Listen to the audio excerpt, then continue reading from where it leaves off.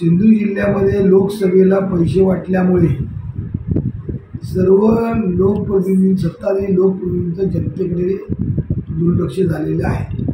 गेले 15 दिवस ज्या जनतेला शासनाने मोफत धान्य वाटण्याचं योजना आखली, ते धान्य गेले 15 दिवस रेशन दुकानावरती उपलब्ध नसल्यामुळे मतदार आणि नागरिक हे रेशन दुकानावर धान्य आलं नसल्यामुळे, ट्रान्सपोर्टचा संप असल्यामुळे, त्या ट्रान्सपोर्टरला गेले 3 महिन्याचं बिल दिलं नसल्यामुळे, ट्रान्सपोर्टरने ट्रान्सपोर्ट बंद केल्यामुळे ते परत जात होते। याचाच अर्थ जिल्ह्यातल्या जनतेला कळलं 1 आणि 2,001 2 दिवसासाठी पुरतात, पण कायमस्वरूपी आपल्याला असलेली योजना, ही धान्य मिळण्याची योजना जी आहे, शासनाने मोफत धान्य देण्याची योजना केली आहे, त्या ठिकाणी आपण मत दिल्यानंतर आपलं तिथे प्रश्न मांडण्याचा विषय संपतो आणि त्याचमुळे खऱ्या अर्थाने या ठिकाणी लक्ष दिलं। आम्ही जिल्हाधिकाऱ्यांना भेटलो, पण या भागातल्या ज्या नवीन आलेल्या DSO म्हणून आलेल्या आहेत, त्या महिला आहेत,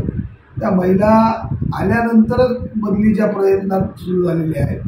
त्याचबरोबर त्या कार्यालयाच्या वेळ सुरू होण्याची वेळ शासनाने ठरवून दिली आहे, पण त्या वेळेत न येता ते 12-1 वाजता येऊन कार्यालयात हे करतात। म्हणजे त्यांना या पुरवठा शाखेचा लोकांना, जनतेला धान्य वेळेवर मिळतं की नाही याकडे बघण्याचा दुर्लक्ष आहे आणि त्याच्यावरती लोकप्रतिनिधींचा नियंत्रण दिसत नाही। त्याचप्रमाणे ज्या ठिकाणी मायनिंग म्हणा किंवा अन्य गोष्टी म्हणा, ज्या सावंतवाडीच्या पडवे माझगाव इथे जे गाव इको सेन्सिटिव्हमध्ये आलेले आहे, त्या गावातून निवडणूक काळात जी लोहखनिजाचं उत्खनन केलं जात होतं, वृक्षतोड केली जात होती, त्याबाबत संबंधित तहसीलदारांना आणि प्रांतांना पत्र देऊन, फोन करून कोणतीही कारवाई करण्याचा प्रयत्न केलेला नाही।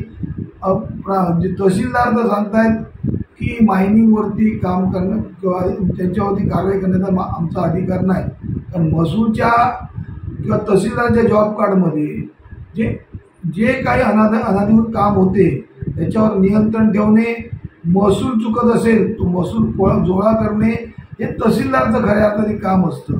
पण तहसीलदारांनी आणि प्रांतांनी आणि तिकडच्या दोडामधच्या तहसीलदारांनी आणि पडवे माझगावमधून जवळजवळ 1000-1500 डंपर दोडामार्ग तालुक्यातल्या मोरगावमध्ये टाकले। दोडामार्ग तालुक्यातल्या मोरगावच्या तलाट्यांनी किंवा तिकडच्या सर्कलनी किंवा तिकडच्या तहसीलदारांनी त्याकडे दुर्लक्ष केलं।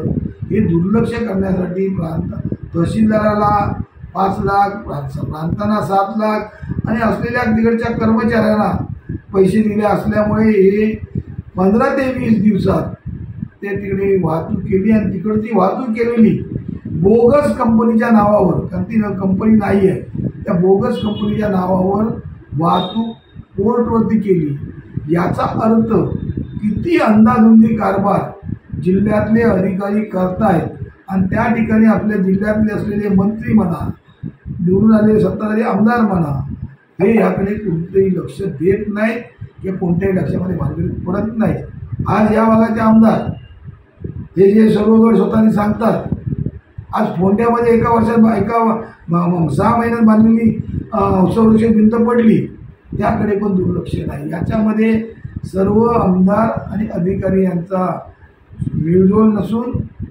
सर्वजण हातात हात मिळवून आपण काहीतरी करण्याचं काम करतात, पण जनतेकडे दुर्लक्ष करतात। ह्यातून या सर्व स्पष्ट होत आहे।